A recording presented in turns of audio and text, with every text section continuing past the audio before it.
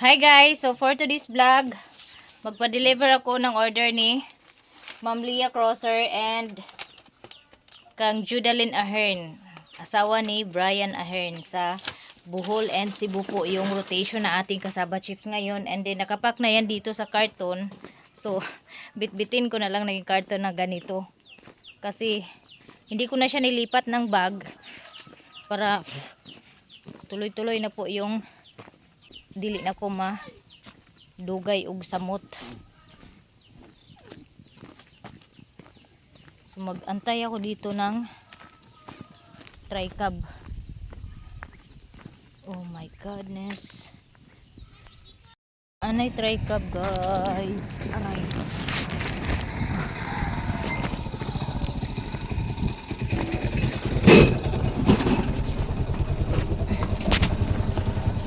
Terminal.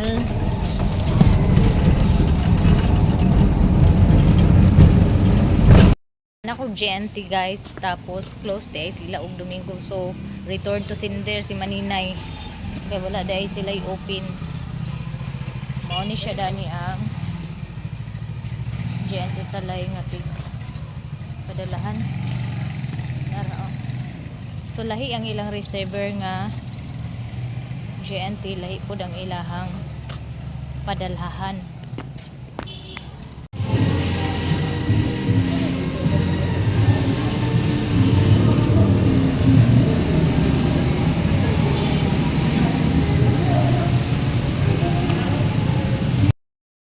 Linguan guys niya. Pauli na pud ko kay napalaw ko. Close pala ang GNT sa lay pag Domingo. So nagpalit ko og suka kay mas makatipid ko og suka tuba ang paliton kaysa suka binigar. Thank you.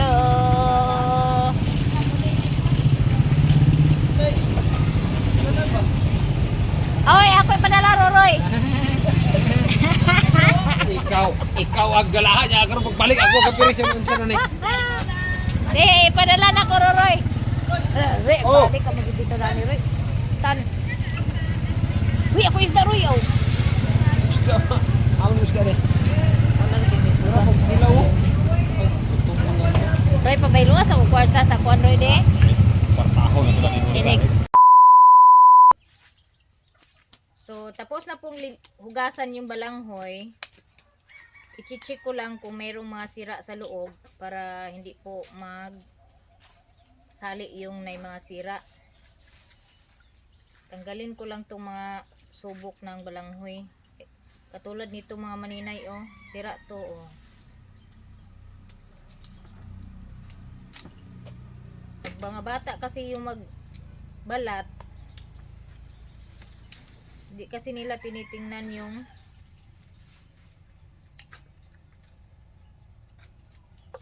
may mga itim-itim ba. Ganito talaga ang balanghoy pag matanda na, may mga itim-itim na. Kaya kailangan talaga na i-check bago i-kudkod.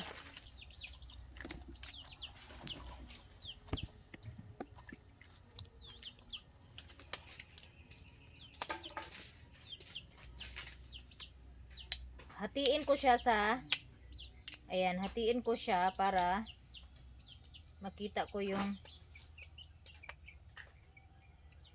kung may damage.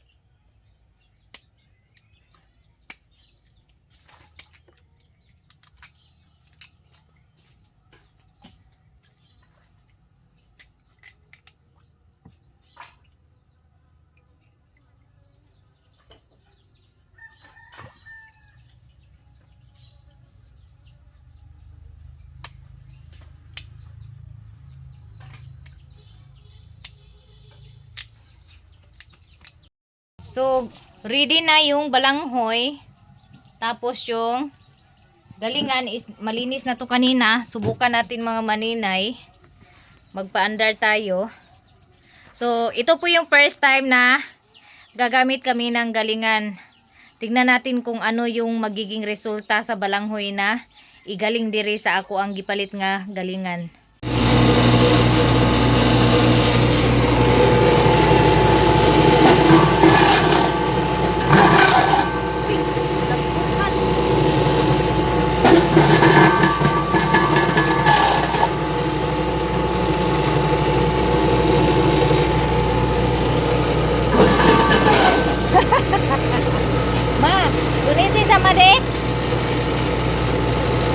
pasok lang gana nga dako si Lord. Mara, kuniti ma.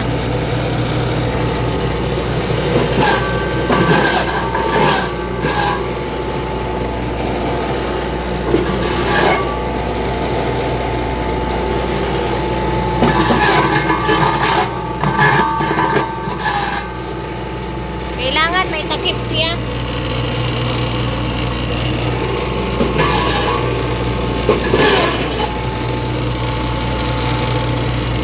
Mana maingon ang balangkoy gani? Ha?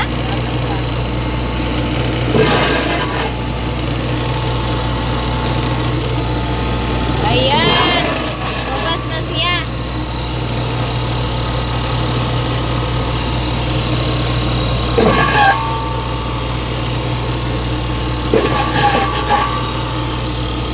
Iop ka na TV long, iop. Iop, pero dili ko pagkain kurente. Wow! Dinajud.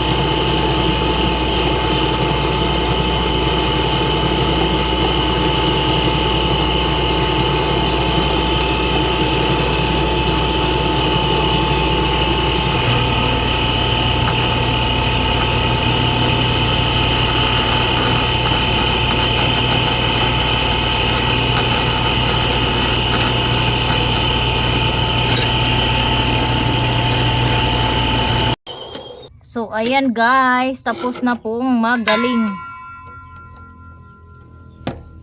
Uhito na lang nina ako diri ang wa na nga tagak.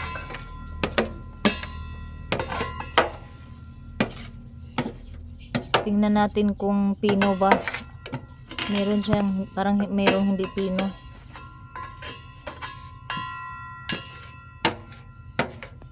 Butang naman. Anak naman. Butang naman. Hindi na magtalsik. Tingnan natin. Parang magaspang siya.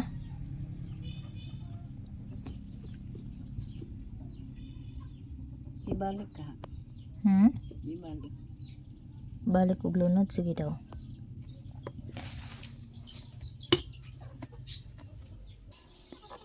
So, eto na po yung giniling. Medyo ano siya, bagal-bagal. Ayan oh, bagsal. Anong tawag nito? Mabilis lang po talaga yung paggaling maninay ng balanghoy. Pero, yung resulta niya sa first ano is medyo gaspang siya. Bagsal, ano to? Tawag nito, tibuok-tibuok pa siya ba? So, I think need siya nga i-adjust para mapino jud ang iyahang pagkagaling. So, manghulam sa kog yabi sa yabi anang tools para ma-adjustan. Kay namin siya i-adjustanan sa likod. Siguro mauna siyang adjustanan para sa unsa ka dagkuon or unsa ka pino ang paggaling. So, manghulam ko og tools ni kuya. Then, pag ma-okay na, ako i-try otro og galing ning nagaling na nga balanghoy. So, dali ra jud kay siya mga maninay mahuman. Nahuman lang siya, wala siguro ni mag 10 minutes. Nahuman na siya og galing. And then, need gid siya, kani siya, mo ni siya tabon. So, need siya na meron pa siyang tabon hanggang dito. Kasi yung talsik ng balanghoy, tumatalsik siya dito parang pataas ba, ganun. Yung talsik niya, pataas ganun. So, need pa siya na mayroong takip dito hanggang dito. Para yung balanghoy talaga, sa baba lang talaga siya hulog. Hindi tatalsik sa taas. So, eto, meron pa yung laman doon sa ilalim, oh. Tatanggalin ko pa yan mamaya. Kasi itatry pa namin yung kung may pinakapino ba talaga na pagkagaling aning may pino pa ba, may naa pa ba ni siya ikapino nga galing. Kay ang iyang resulta is bagsal-bagsal siya mga maninay, medyo siya parang balas-balas ba. So meron tong adjustan sa likod, try namin adjust. So ang 1 hour nga kudkod, mga 10 minutes na lang mga maninay humana. Inana ka powerful ang naay galingan. So mas nindot gid nga naay galingan mga maninay.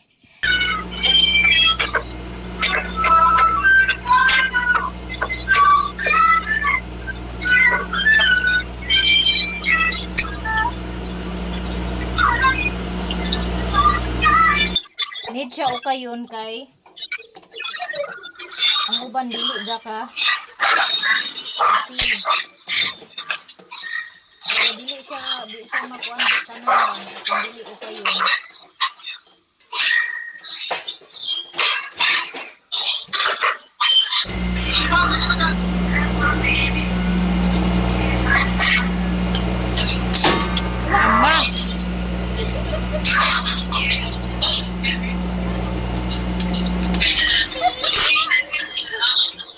Ibaan naman tayo.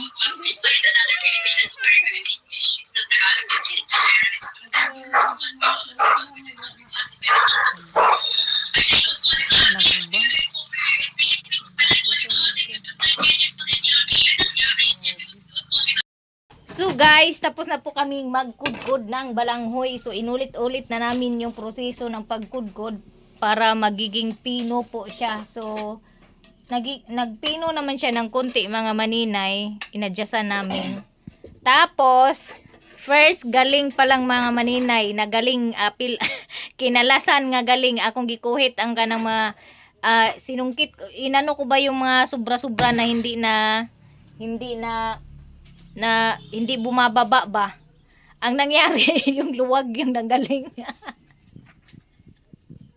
Okay, digid hindi talaga siya pwede magkumpiyansa taog ka ng galing. Di siya pwede sa mga bata kay baka pati kamay ng bata magaling.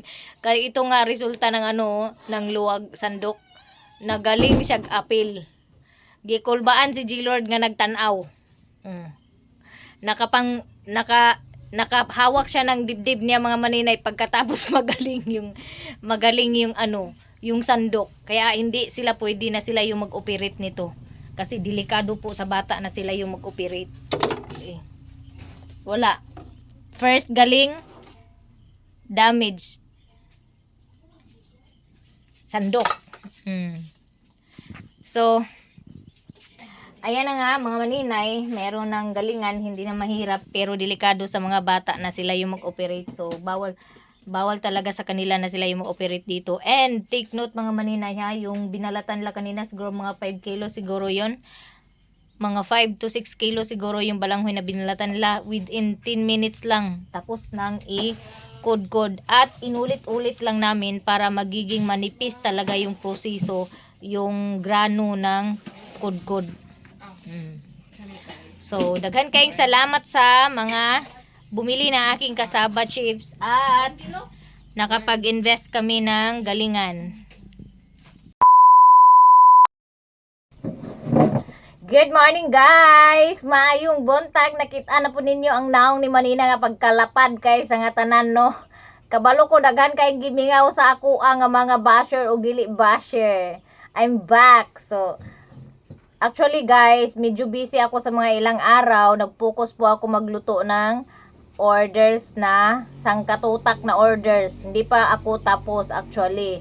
So, maayong buntag, maayong bungkag diha sa inyong tanan. O mga onday ta aning aban na. So nakapalit day ko gahapon ani. Ako nigipalit kagahapon dito sa Balingwan niya. Napalit din ako sa tag 50 ang kilo, and then kaning isa ka guyabano is 95 pesos ni akong gibayaran juicy kay sa nga tanan. Mo ni ako ipamahaw karon. Actually di man kay ni siya tamis, and then naapod ni siya mga benefits bitaw para sa ato ang lawas. Yan na po yung avocado diri nga Hinog. Actually, ako ang nagkaon dani kagabi eh. Di ko lang naubos kaya kainin ko ngayon. Kakain sana ako ng rice pero naalala ko may binili akong guyabano kaya hinanap ko. Medyo natagalan ako sa paghanap dahil si J-Lord po yung nagligpit. Andito pala yung plato. Lagay natin sa plato. Hiwa-hiwain natin ng maliit. Ayan. Ito na yung almusal ko mga maninay.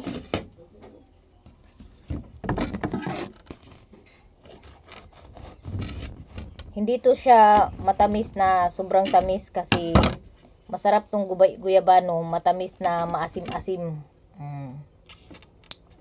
Favorite ko talaga yung guyabano mga maninay. This is one of my favorite fruit.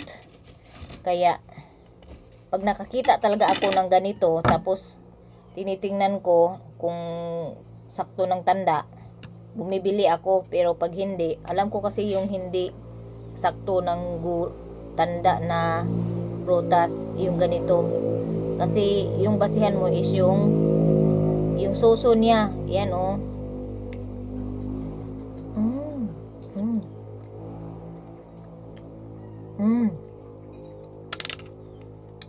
Maasim-asim na matamis. Yan ang gusto ko.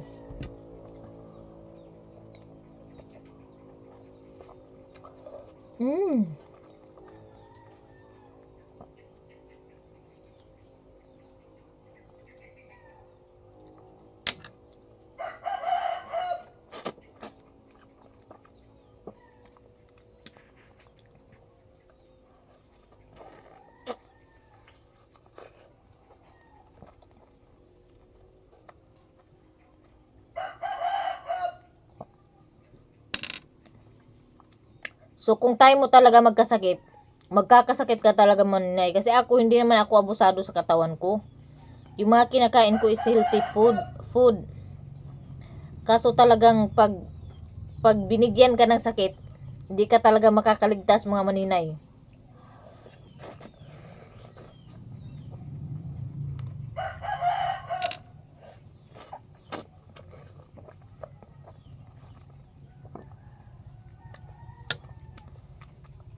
Yang si Plo, nung nagbuntis ako niyan, yung kinakain ko guys, prutas lang, prutas, gulay, yan lang talaga, isda, yan lang kinakain ko dati. Pero nagtaka ako bakit late bloomer siya.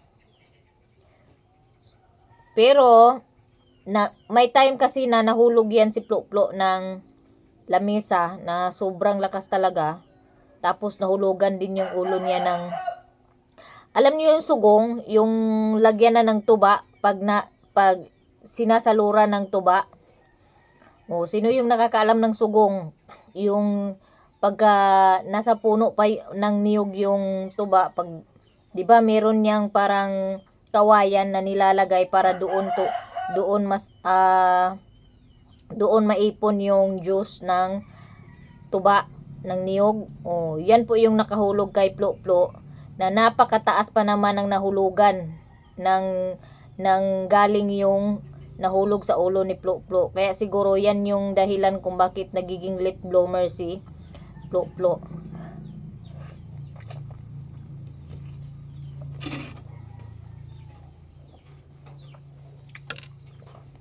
I think yung late bloomer at saka dementia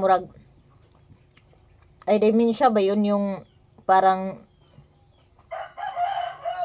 basta mayroon parang dementia yata yun, magkaiba yun, di ba? Kasi yung late bloomer, yung pagkakaalam ko, yung isip nila kahit 18 na, nasa 14, nasa 13 pa yung pag-iisip nila. Kahit na yung edad nila ay 18. Yun yung pagkakaalam ko sa late bloomer.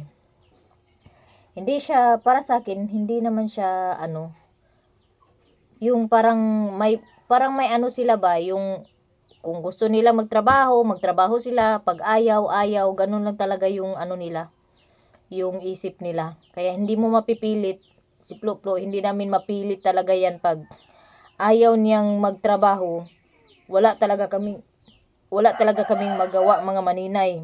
Pero pag gusto niyang magtrabaho, kahit hindi mo yan pagsabihan, nagtatrabaho yan, naghahanap buhay yan ng sarili niya para makabili ng mga pangangailangan niya sa motor niya, sa sarili niya. Hindi yan naghihingi sa akin ng pera. Never yan na, siguro mabilang lang yung time na nanghingi siya ng pera, yung mga time na wala siyang hanap buhay.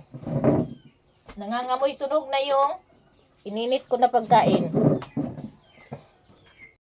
So pagkatapos ko mag-almusal, magmo-molding na naman ako. Tapos mga ilang oras mula ngayon, babalik na naman ako ng Salay. Kasi kahapon mga maninay, magpapadeliver na sana ako ng order ni Ma'am Leah Crosser at saka ni Judalyn Ahern.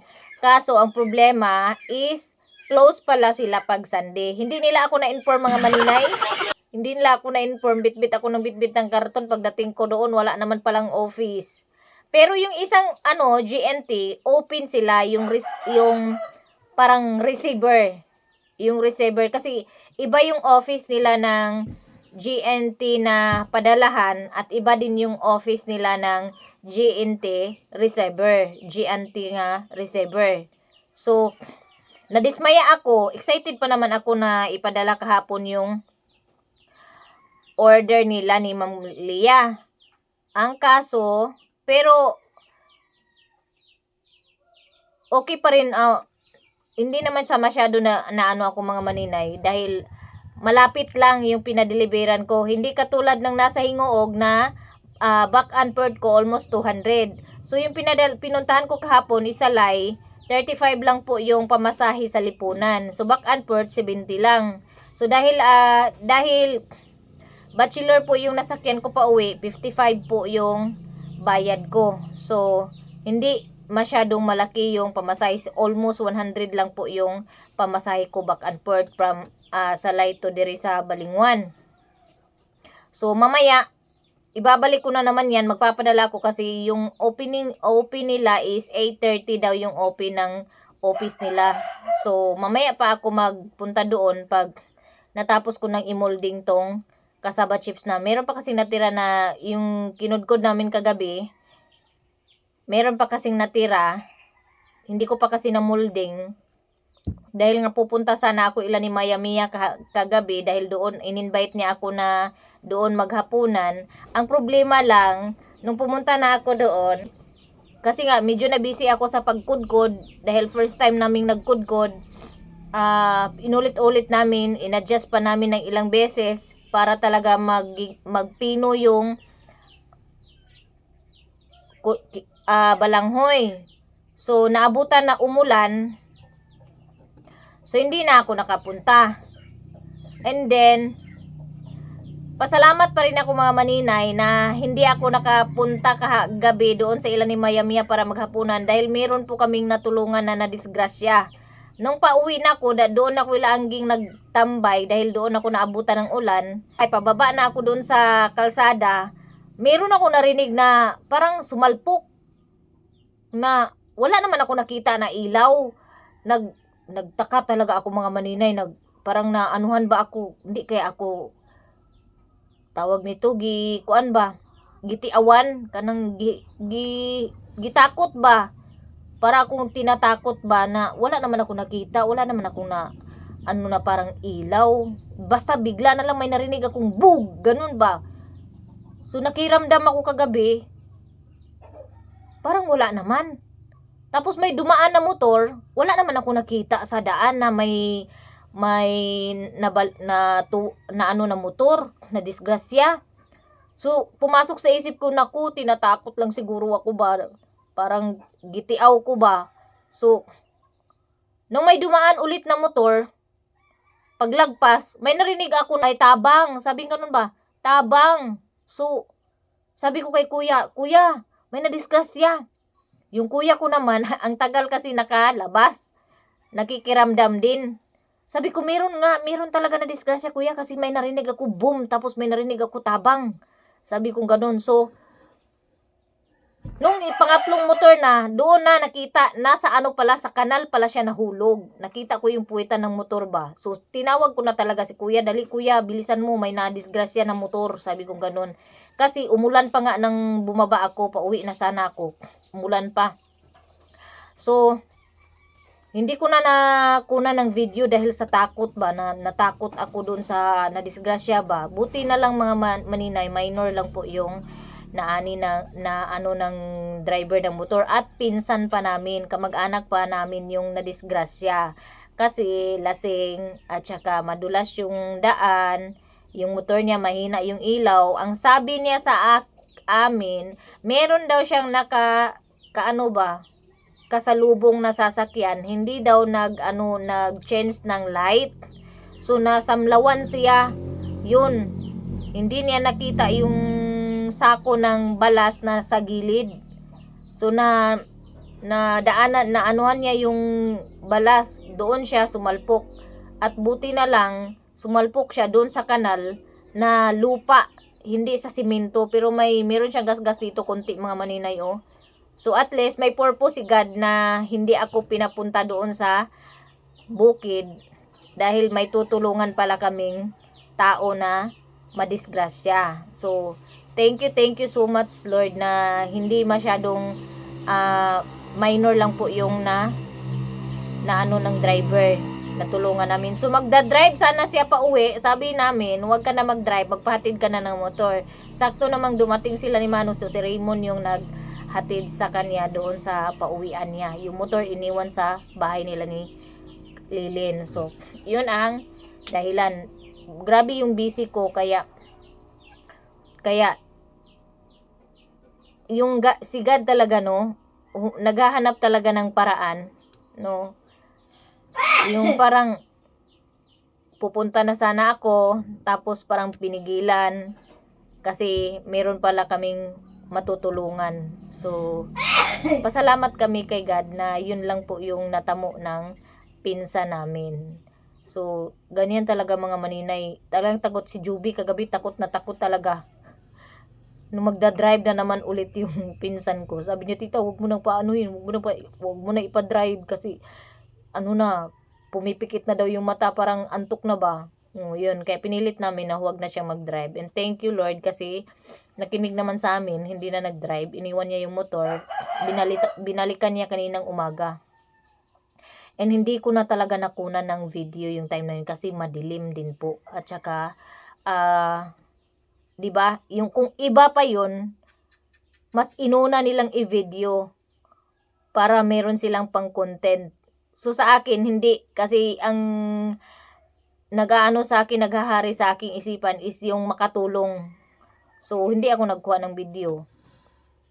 Yung talagang tinulungan talaga namin muna bago yung mga ganyan, kasi mas need nila yung tulong, hindi yung pagkukuha mo ng video. And ito na nga guys.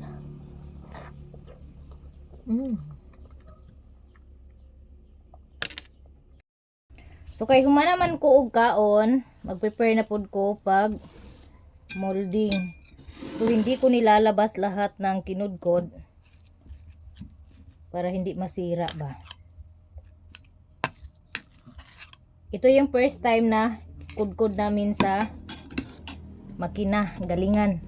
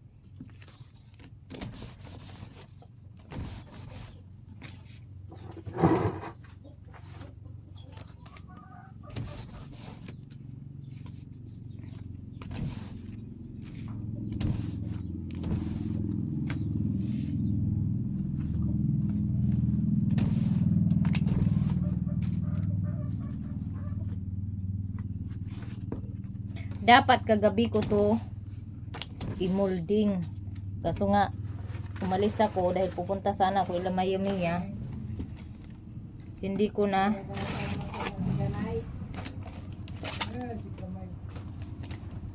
gawa. Kaya pinasok ko na lang sa refrigerator. Nana po na mong bata bisita o.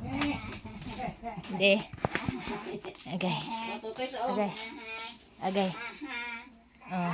Looy kay akong papa o. Agoy, ang sinina sa akong papa. Favorite kay niya nga sinina mga maninay. Bahalag ka gutay-gutay na niya.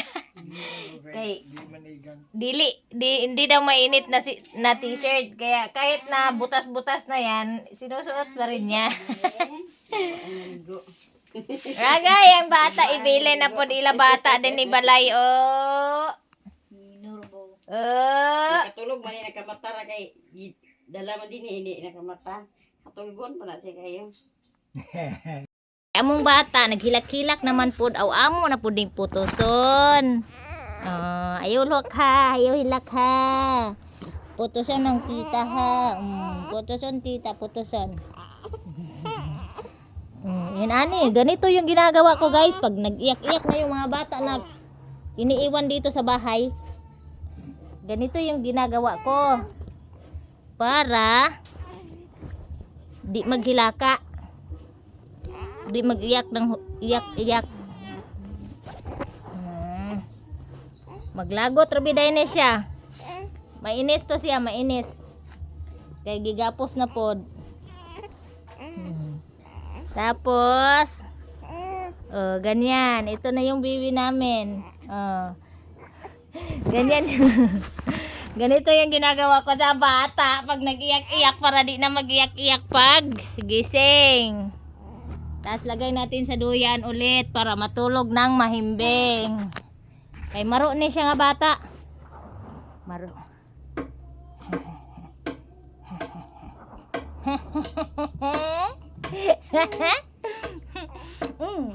Sige, sige. Start.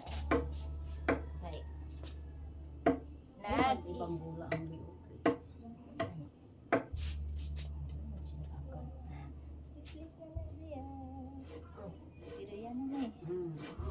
Tapos si nanay niya yung magyugyog.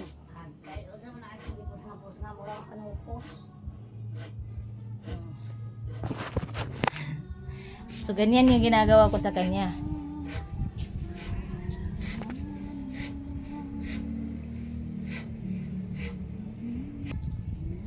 Oh, ayan na, tapos ko nang i-ano. Kasi mag-iyak-iyak yun. Paggalaw niya, mag-iyak-iyak yun kasi yung kamay niya galaw-galaw niya kung saan-saan. No? Kaya ganyan yung ginagawa ko para tumahimik pag galaw, pag gising siya. Tas pakiramdam niya hindi niya magalaw yung kamay niya. Parang inaano kasi sila parang niyayakap lang din. Ano po damong bata. Tulog na kay gipatutoy daan sa iyang mama. Mo ni siyang mayroong duyan dito sa bahay kasi dito yan iniiwan ni Angging pag may lakad si Angging. Tapos marunong itong bata na to kahit na tulog na pero yung mata ganun pa rin no. Parang nakikiramdam lang. Pag umiyak yan, alam niyo kung anong ginagawa ko mga maninay. Binabalot ko yan. Ipito na ko yung kamot og tiil. Kaya aron dili mag iyak-iyak.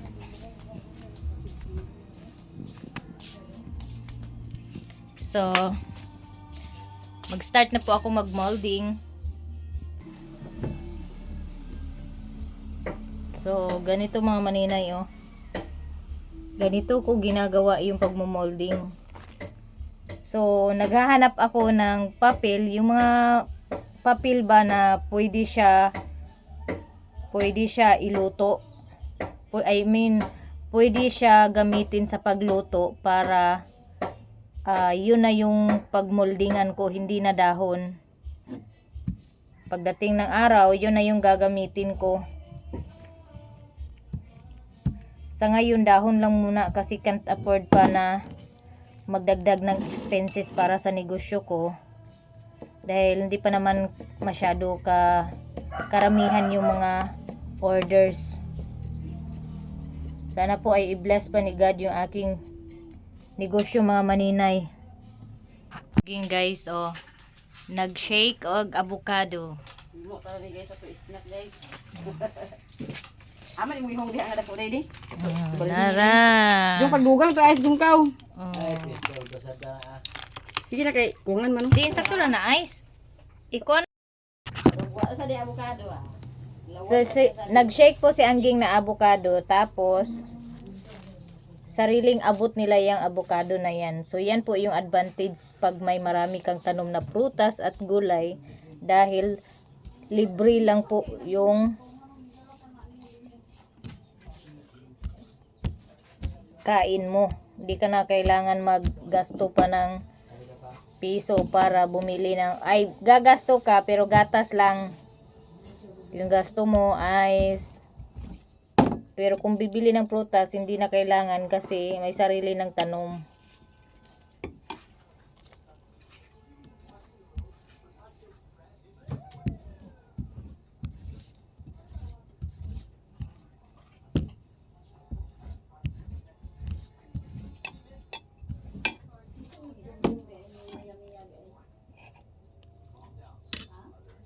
Guys, kay humana mag-shake si Angging na butangan sa gulan maninila gatas. Magkuha lain ko daan sa ako ang walay gatas kay tamis man ang gatas. Wow, so yummy. So yummy, shake na avocado. Wala pong halong gatas at asukal. Pure na pure. Ano lang, ice.